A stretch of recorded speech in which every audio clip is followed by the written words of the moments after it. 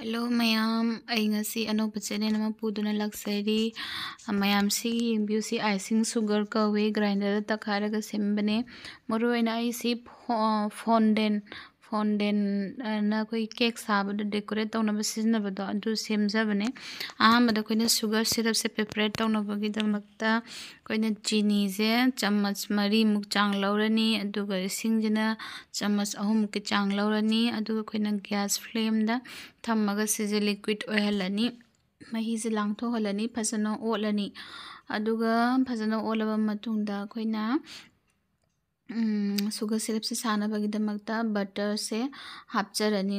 spoon ama ko asigi spoon jima hapcharani adugi matungda koina si okharani maje kitang kare hatare dissolve ta holani adui matungda koina essence ko koi butterscotch ke hapcharani ado vanilla flavor gi su dum hapa yai ado aina butterscotch ke hapchare adugi matungda si haba matungda aina otlani adugi matungda aina koigi kaido se sagi chini je crystal form da laktanabako lemon juice ki se ama hapchare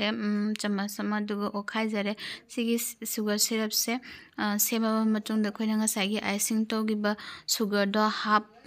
cup ama lauraba matungda si koina ata koigina tan hobada koina phasana tola thambado adumaina si phasana totoine adu sigi mahi je ngasagi semgiba sugar syrup to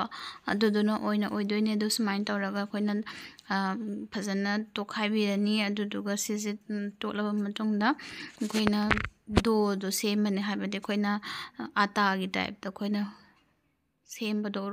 tan horamdai da mai semani